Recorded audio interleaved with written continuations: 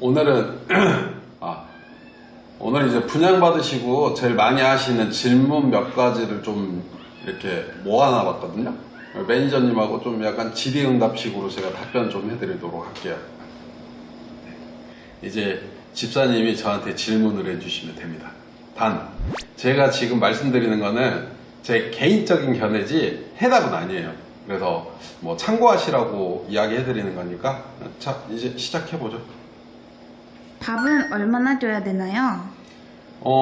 우선 이제 애기들 첫날에는 식사량이 뭐 이렇게 눈에 보이게 늘진 않아요. 왜냐면 영역동물이라서 첫날은 혹시 밥을 안 먹더라도 그냥 넘어가시면 되는데, 그냥 정식 식사량 같은 경우는 몸무게가 한 500g 되는 애들 기준으로 사람 밥수저 한 스푼씩 아침 저녁 2번이라고 생각하시면 돼요. 그리고 아직은 애기들이라서 건사료를 먹는 애들도 있고 불린 사료를 먹는 애들도 있지만, 이제 캔 급여를 하는 애들도 있고 생식 급여를 하는 애들도 있어요. 그러니까 애기들 몸무게 따라 뭐 식성 따라 좀 틀리니까 양은 100%는 아니지만, 대략 한 끼 먹을 때 많이 먹는 애들이 이 캔의 4분의 1 정도를 아침 저녁 이틀 분량이라고 생각하시면 되고, 이제 생식 같은 경우는 좀 잘 먹는 애들 기준이 2분의 1, 대체적으로는 3분의 1에서 2분의 1 정도를 먹어요. 그래서 이건 이제 하루 정도 분량이라고 생각하시면 돼요. 구매 같은 경우는 뭐 저희가 제품 홍보 개념이 아니고 저희가 사용하는 제품들을 올리는 거라서 네이버 쪽에 검색을 하실 때 뭐 이제 애기들용 이제 캔 검색하시거나 뭐 이미지는 제가 가릴 수는 없으니까 대충 아실 것 같아요. 쉽게 구할 수 있는 제품이에요. 그리고 이건 고양이 생식이라고 검색하시면 제품들은 나오니까 그쪽에서 구매하시면 됩니다. 자, 이제 두 번째 질문 주시면 됩니다. 모래는 뭐가 좋은가요? 우선 모래 종류는 두부모래, 그리고 벤토나이트, 카사바, 유니참이 있어요. 이 모래들은 제가 이제 대체적으로 자주 쓰는 모래가 두부모래인데, 특징이 두부 찌꺼기로 만들어져 가지고 먼지는 좀 나긴 하는데 애들 몸에 조금 덜 해롭다고 보시면 되고, 벤토나이트 모래는 애들이 제일 잘 사용은 해요. 근데 이제 약간 합성으로 만들어진 제품이라서 애들 뭐 발에 염증이 생길 수도 있고 하기 때문에 모래 부분은 사실 회원님들이 직접 이제 웹사이트에 검색을 좀 해보시고 나한테 맞는 모래를 찾아가시는 게 전 좋다고 생각해요.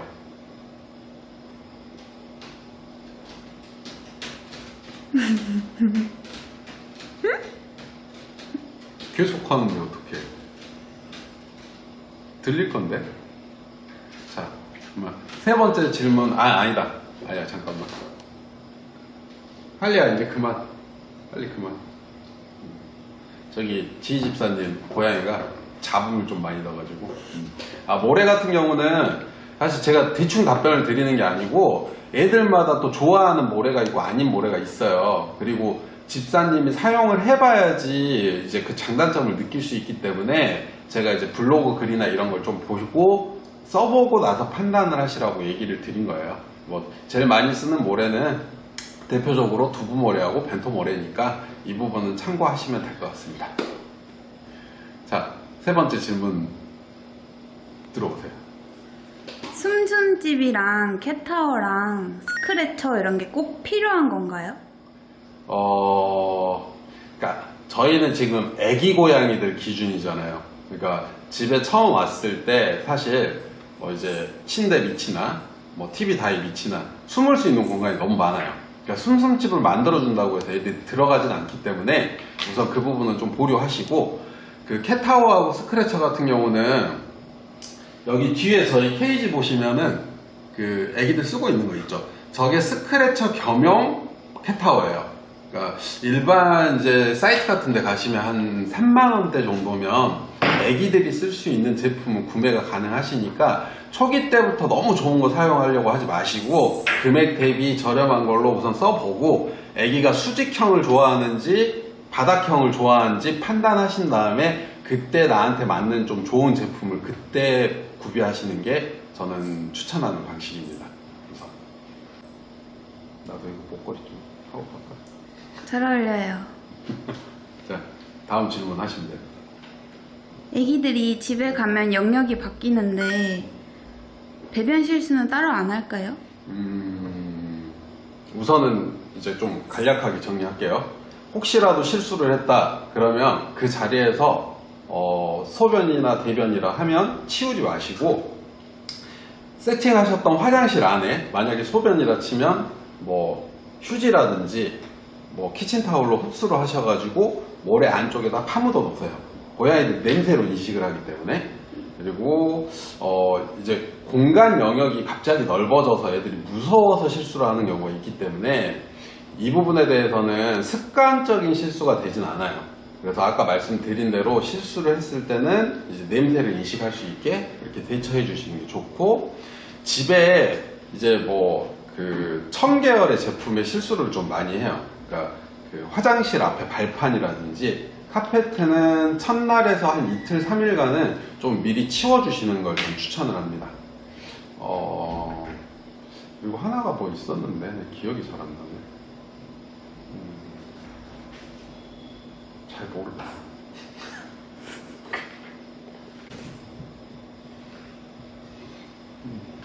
이제 5번째인가? 그래. 네. 질문하시면 됩니다. 이제 여행을 가게 되면 이제 혹은 집을 좀 오래 비워야 되면 며칠까지 아기들을 두고 집을 비울 수 있을까요? 이거는 뭐 분양 받은 지 며칠 안 됐는데 당연히 아기를 두고 가실 분은 안 계실 거고, 당연히 그래서도 안 되고, 이제 집에 아기 때 기준 잡아볼게요. 만약에 집에서 적응을 다 하고 밥도 되게 잘 먹고 뭐 화장실도 잘 가고 그런 상황이다 그러면 호텔에 맡기시는 것보다는 한 4, 5개월 차 전까지는 아기 집에 지인분한테 부탁하셔가지고 아침 저녁이나 한 번만 오셔서 밥을 좀 넉넉히 두고 가달라, 아니면 자율급식기를 쓰던지 이렇게 하시고, 화장실 청소 같은 경우는 하루에 한 번 정도만 하시면 돼요. 그러니까 만약에 지인도 없다, 나는 뭐 집에 그냥 두고 가야 된다 그러면 자동급식기 사용하시고 화장실을 한 2-3개 정도 두고 가세요. 그럼 제 기준은 사실 한 3개월에서 6개월 차 정도까지는 그래도 이틀 정도는 무리 없게 애기들이 잘 버틸 수 있다고 생각은 해요. 이건 당연히 제 개인적인 생각이에요. 걱정이 너무 많이 되시면 그렇게 하시면 안 되고. 그리고 이제 큰 애들 기준 같은 경우는 본인이 해외여행을 정말 자주 다닌다 그러면 고정적으로 호텔링을 맡기시는 곳을 잡아두시는 게 좋아요. 왜냐면 집에서 환경 바뀌었죠? 호텔이 자주 바뀌거나 자기 영역이 계속 벗어나게 되면 애들 스트레스가 너무 커지니까 아기 때부터 아예 가는 곳을 정해놓고 꾸준히 이용하시는 게 좋습니다. 그러면 회원님이 뭐 2박 3일을 가든 3박 4일을 가시든 휴가철에 대한 부분에 부담은 없어지겠죠. 그래서 뭐 저는 개인적으로 그렇게 생각해요. 애들. 근데 두고 여행 자주 잘 안 다니시더라고요. 애들 걱정돼서. 그리고 아기 때 좀 걱정 많이 되시면 이건 약간 포인트 팁 같은 건데, 그 홈캠 같은 거 구입하셔가지고 요즘에는 말소리도 나오고 뭐 회전도 다 되니까 너무 불안해하지 마시고, 출근하셨을 때 애기 뭐 하고 있을까 그러면 카메라 하나 정도 구입하셔가지고 집에 설치해 두시면 마음이 굉장히 편하실 거라고 저는 생각해요. 자, 이제 6번째. 추루 주는 시기는 언제예요? 이건 진짜 정말 개인 견해차인데 저는 추루를 아예 안 주는 걸 추천을 해요. 우선 기본적으로 사람도 강아지도 모든 애완동물은 밥만 잘 먹으면 정말 건강하잖아요. 그러니까 추루 같은 경우는 사실 사람으로 치면 저는 아이스크림이나 군것질 같은 거라고 생각을 해서, 밥도 진짜 잘 먹는데 이 추루를 뭐 주실 필요는 없다고 생각을 해요. 이 추루라는 게 집사들의 개인 만족이에요, 제 생각은. 그러니까 얘들 사실 추루 안 줘도 밥 잘 먹으면 굳이 다른 제품 주지 마시고, 내가 꼭 간식을 진짜 무조건 줘야 되겠다 그러면 아까 앞전에 나왔던 생식 계열의 그냥 약간 보조적인 간식 개념, 생식을 조금씩 주시거나 아니면 이제 닭가슴살을 살짝 샤브샤브 하듯이 데펴가지고 주시는 것도 괜찮아요. 어떤 분들은 그 이유식용 소고기를 생으로 주시는 분들도 있는데 잘 먹어요. 잘 먹는데 그걸 주셨을 때는 이제 원충구충이나 이런 거는 꼭 필수로 잘 하셔야 되는 부분이고. 뭐 먹는 건 이 정도로 대충 마무리. 그러면 이 닦는 시기는 언제인가요? 양치는 어렸을 때부터 하시는 게 좋아요. 고양이가 이제 고집이 좀 세고 하기 때문에 불과 딱 60일만 넘어서도 집사가 강제로 뭔가를 하려고 그러면 애기들 거부 반응이 되게 심해져요. 그리고 처음 고양이를 키우시다 보니까 애기들 막 부셔질까 봐 못 만져서 그런 건데, 양치는 습관이에요. 양치나 목욕 같은 경우는 어렸을 때부터 좀 귀찮게 하시되, 처음에 막 치약 뭐 맛이 좀 강한 거 쓰면 애들 당연히 거부 반응 일으키니까 그냥 그 갓난애들 신생아용 양치하는 거 있어요. 손가락에 끼우는 거, 그걸로 그냥 대서 조금씩만 습관화를 좀 들여주시면서 나중에 대략 한 유치 빠지기 전까지는 그렇게 운영하시고, 유치가 빠지고 난 뒤부터는 이제 치약을 묻혀가지고 관리하시는 게 나중에 잇몸 관리에 정말 큰 도움이 될 거예요. 그리고 목욕은 언제 해주는 게 좋을까요? 목욕은 우선 집에 도착해서 적응 끝나고 대략 한 2주간은 저는 별로 필수는 아니고, 목욕은 안 하셔도 돼요.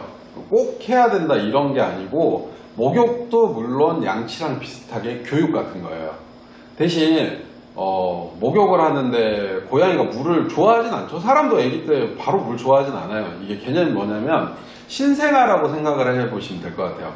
아기들 처음에 목욕시킬 때 욕조에다 미지근한 물 담아가지고 2개 정도 해놓고 한번 헹궈서 샴푸질을 하고 마지막 헹굼으로 끝내죠. 이게 이유가 뭔 것 같아요. 고양이들은 청각이 되게 예민하고 뭐 이제 신체적으로 접촉되는 거 되게 무서워하잖아요. 당연히 수압이 센 샤워기로 목욕을 해버리면 처음에 겪는 부분이 내가 목욕할 때 너무 힘들었어, 이건 고통이 돼버리는 거예요. 그래서 아기 때부터 해주실 때, 심지어 어떤 분들은 레시가드 입고 아기랑 같이 욕조에 안고 들어가서 목욕하시는 분들도 있어요. 뭐 정해진 방법은 아니지만 제일 중요 포인트는 욕조 같은 곳의 첫 목욕은 소리가 나지 않는, 수압이 느껴지지 않는 미지근한 물로 시작을 해서 샴푸도 약하게 하시고, 애들 놀라지 않게 처음이 제일 중요합니다.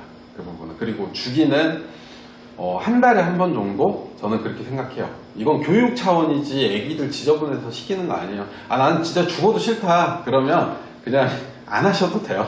1년에 한 번씩만 하셔도 되는데, 이 부분은 이제 개인 선택사 부분이라고 생각합니다, 저는. 선생님. 네. 아니, 기다려봐. 잠깐만. 울지 말고. 그래도 나 각본 없이 엄청 잘하지 않냐? 응? 그치? 네. 자, 질문해. 아기들 중성화 시기는 어떻게 되나요? 우선 이제 남자애들이 대략 한 5개월에서 6개월 차, 그리고 여자애들이 한 8개월에서 10개월 사이에 진행을 많이 하는데, 우선 제일 중요한 거는 접종이 다 돼 있어야 돼요. 병원에서는 접종이 안 돼 있는 애들은 수술을 안 해주세요. 왜? 사람도 수술 시에는 기본 면역력이 많이 약해지고 외부 바이러스 침투 위험성이 있어서 그런 거니까 접종은 꼭 하셔야 되고, 중성화 남자애들이 간혹 가다가 이 잠복고환이라는 게 있어요. 그런 때는 시기가 조금 늦어질 수 있어요. 여자애든 남자애든 최소 몸무게는 2.5kg, 그리고 뭐 2.5kg 이상일 때만 병원에서 아마 중성화를 진행을 해주실 거고, 여자애들 같은 경우도 저는 근데 여자애들은 몸무게를 조금 더 늘려서 진행하시는 걸 좀 추천을 해요. 남자애들은 땅콩깍이라고 해가지고 수술 시간이 의미가 없어요. 한 5분 10분? 마취도 되게 금방 끝나버려가지고. 근데 여자애들 같은 경우는 이제 개복 수술이기 때문에 몸무게를 늘려주라고 하는 이유가, 수술 후에 스트레스로 인해서 혹시 식욕 부진이 심하게 오는 애들은 자기 체중으로 그걸 버텨낼 수 있는 그 체력이 있어야 되잖아요. 그래서 여자애들은 저는 개인적으로는 한 2.7에서 3kg 정도, 개월수는 아까 말씀드린 대로 남자애들이 5개월에서 6개월, 7개월, 여자애들이 8, 9, 10개월 사이 정도, 그 정도 때 진행하시면 됩니다. 되고 얼마나 편하니. 씨. 아니, 많이 알려드려야지. 이거 설마 이걸 넣겠어. 그치? 자, 이제 마지막인가? 이제 좀 힘들라 그래. 좀 많다. 고양이들이 주로 언제 놀아요? 이건 진짜 케바케인데, 어떤 애들은 집사님 올 때까지 하루 종일 자다가 집사 오면 그때서야 막 정말 에너지를 분출하는 애들이 있는데, 그러니까 원래 고양이가 야행성 동물이지 뭐 이렇게 사람 잘 때 같이 자고 그러진 않아요. 그러니까 이거는 된다 안 된다 100% 확답은 못하는데 제 기준이에요. 저는 남자니까 좀 괴팍스러울 수도 있으니까 이거 오해는 하지 마시고. 자, 제가 집사님들한테 말을 하는 게, 놀아주는 건 좋은데 애들이 급흥분을 할 정도로 너무 격하게 놀지 마라 그래요. 왜? 반가우니까 집사도 미안해서 많이 놀아주고 싶겠지. 근데 애들 우다다 하고 막 뛰어놀고 막 이러면 애들 성향이 너무 강해지기 때문에, 저는 좀 놀아주다 애가 너무 흥분한 것 같다 그러면 낚싯대를 그냥 내려놓고 모른 척하고 다른 자리 비우시라 그래요. 그리고 제 생각에 이제 새벽에 혹시라도 우리 집사님 누워 있는데 뭐 너무 애가 사랑스럽게 울면서 집사님 발가락에 관심을 보이고 집사님한테 뭔가 이제 행동을 하는데 그거 보고 있으면 미안해가지고 가슴 아파서 또 그 새벽에 막 1시에 일어나서 반응 보이시잖아요. 고양이가 바로 야행성 동물로 정확하게 변해버려요. 근무하시고 일하는데 새벽에 애기랑 놀아주시고 피곤해요. 그래서 저는 발가락 뭐 이렇게 나와 있으면 애들 깨물거든요. 이거 스위치 버튼 되면 진짜 집사님 새벽에 잠 못 자시니까 저는 웬만하면은 집에 퇴근해서 최대한 놀아주시고, 그리고 저녁에 주무실 때는 애기들이랑 놀아주는 건 별로 추천은 안 드려요. 뭐 지 집사님 생각은 어때요? 이 부분은 생각 없어요? 네. 아니 내 말이 맞잖아요. 이거는 정말 좀 애매한 질문인 것 같아 진짜. 이거는 뭐 유튜브 다른 거 한번 좀 더 보시고 공부해 보시고. 아니 이제 이 자료들이 저도 좀 이렇게 막 전문 지식 유튜버는 아니에요. 내가 분양을 하면서 손님들한테 이렇게 대답을 해주던 부분을 좀 통합해서 만들다 보니까 개인적인 견해가 너무 많아가지고, 뭐 저는 그 분양 받으시고 고양이 책은 사지 마시라 그래. 왜냐면 의미가 없어요. 내 고양이 내가 키우면 내 성향에 맞춰서 자라기 때문에, 그 유튜브 하시는 분들, 뭐 인터넷 계시는 분들, 뭐 그 고양이처럼 무조건 크진 않아요. 그러니까 성향 따라, 성격 따라, 집사님이 어떻게 키우냐에 따라서 애들 성향이 많이 나눠지니까 본인이 생각해보고 공부를 좀 해보되, 진짜 잘 모르시겠다 그러면 애기들 노는 거 영상 찍어가지고 저희한테 보내주세요. 그 전체적인 성향을. 그럼 저희가 이런 애들은 이렇게 키워주시는 게 좋다, 그때 전화로 상담을 해드리는 게 제일 확실한 방법이긴 합니다. 오늘 정말 재미없고 말만 나오는 영상이긴 한데, 그래도 인터넷에 뭐 이렇게 블로그 써가지고 글로 남겨드리는 것보다는 제가 생각할 때는 조금 더 전달하기가 쉬울 것 같아서 우리 초보 집사님들을 위한 이제 백과사전 같은 개념으로 좀 만들어 드렸어요. 뭐 진짜 더 궁금한 거는 나중에 저한테 뭐 연락을 주시거나. 전화 소리 아니지? 전화예요. 전화요? 네 거야? 기본이 그게 있어. 자, 이제 그만 찍자. 그만 찍자.